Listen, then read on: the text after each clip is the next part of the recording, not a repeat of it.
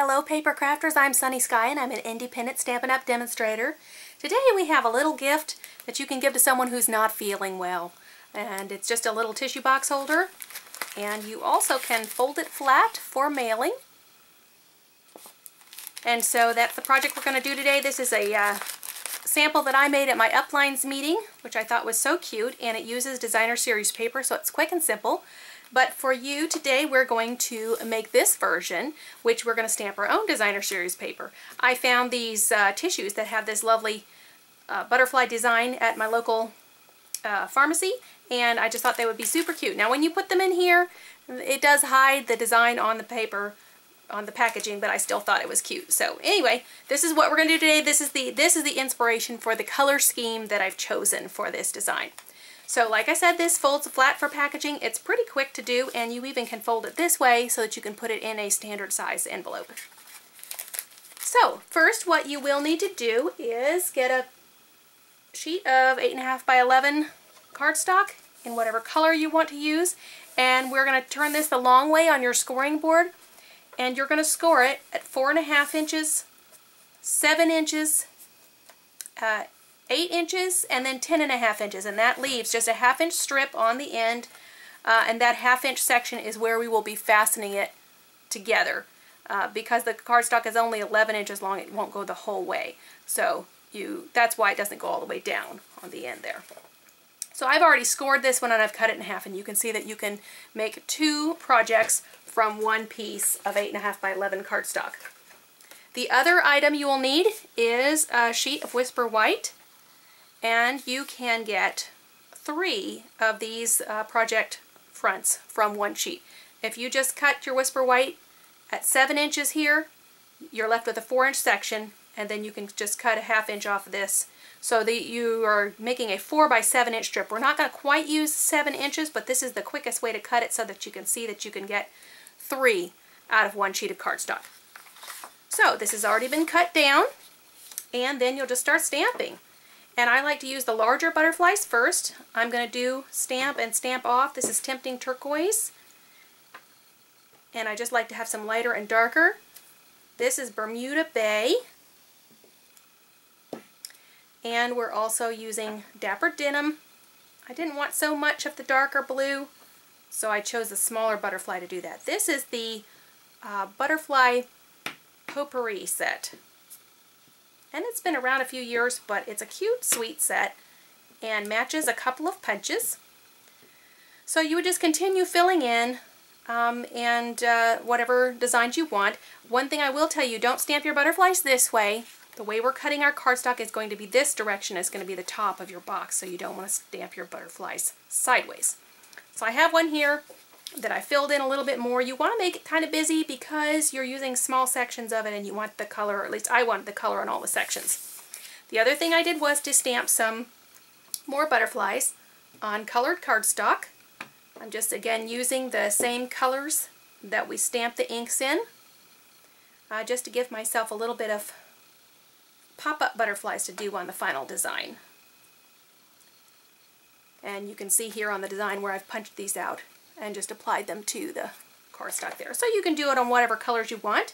And of course we have these matching punches, the large and the smaller butterfly punch. And then you'll just punch those out.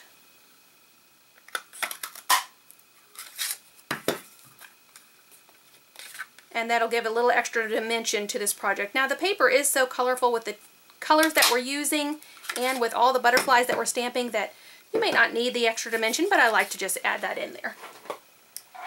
So let's go back to our stamped layer.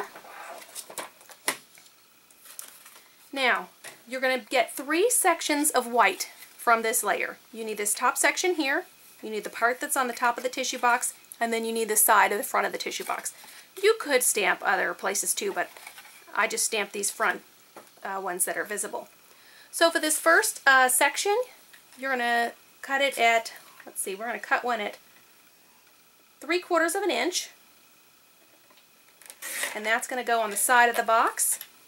And then we're going to cut one at 2 2/4. And I did specifically cut this narrow one first because I don't want to be left with a little strip of cardstock and trying to cut it just right. And this 2 1/4 inch one is going to go on the front of the box where the tissues come out. And actually this is perfect because there's a little place there with no butterflies in it. But we're going to have that hole right in the center. And then you have 3 1/4 is your other one. And let's see, I think I'm going to turn it around and just look. I'm just looking at where the stamped images are, and I'm going to use that section. And this will just be scrap, and it actually is the same length as this one, so you could pick which one you want if you do it a 7-inch piece. Alright, so those are my 3 pieces. I am going to glue them on to this project before I put it together. And you will notice on this project that they're not going to be glued onto the same sides of the cardstock. This is the way the project finishes, so I want to make sure my butterflies are right side up.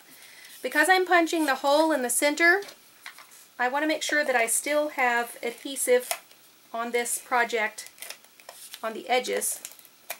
If I put adhesive in the center, it doesn't matter. I can do that, but it's not useful to me because I'm going to cut out that portion. So I just wanted to make sure that I've got adhesive on the edges.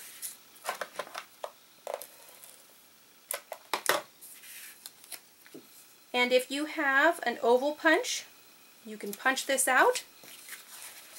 I'm just going to fold this cardstock in because I can't get my punch deep enough in there unless I fold this in.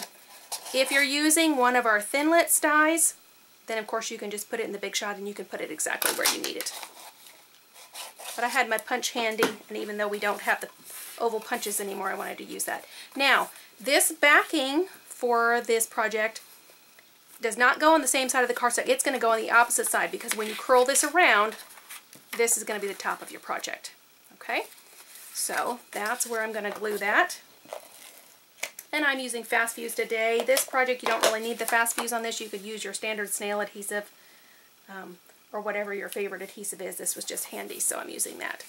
Now to put it together, I do want something strong, so I can use fast fuse there. I also can use the tear and tape. And so either one will work. And when you put this together, you may want to put your box of tissues in the center there to just kind of make sure you're getting it at the correct height,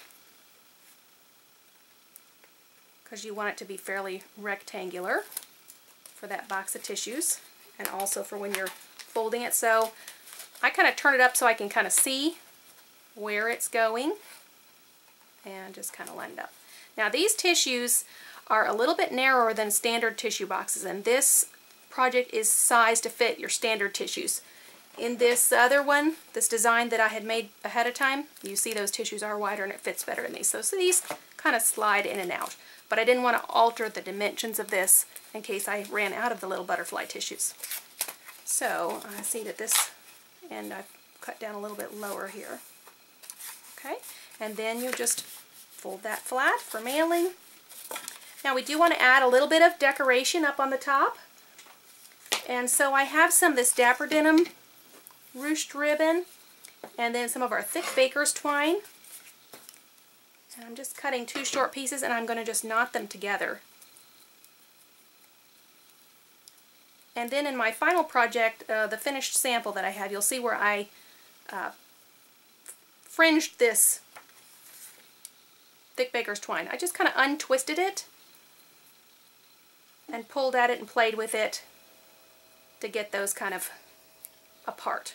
So you can do that and you can get it all separated like that. And I did it after I knotted it so that it would stay together in the knot section. And then just use mini glue dot to adhere this to your card. And you're going to kind of look at where your butterflies are and put it somewhere where you don't mind that you don't want it to really cover up your butterflies. Although maybe I'll just put it right in the, I think I'll put it in the center of the body of that butterfly right there. And then I've got the other butterflies that I punched out here, just going to use a glue dot. If there's any blank areas of your cardstock, you can put those butterflies right in there just to kind of fill in. And you could add a few more if you want.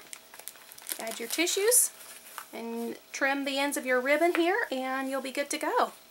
So I hope you guys enjoyed this project. I thought it was kind of fun and different from just doing a card, and great for if you've got somebody who's not feeling well and you just want to send them a little love. So thanks for joining me today. Now go have some fun crafting.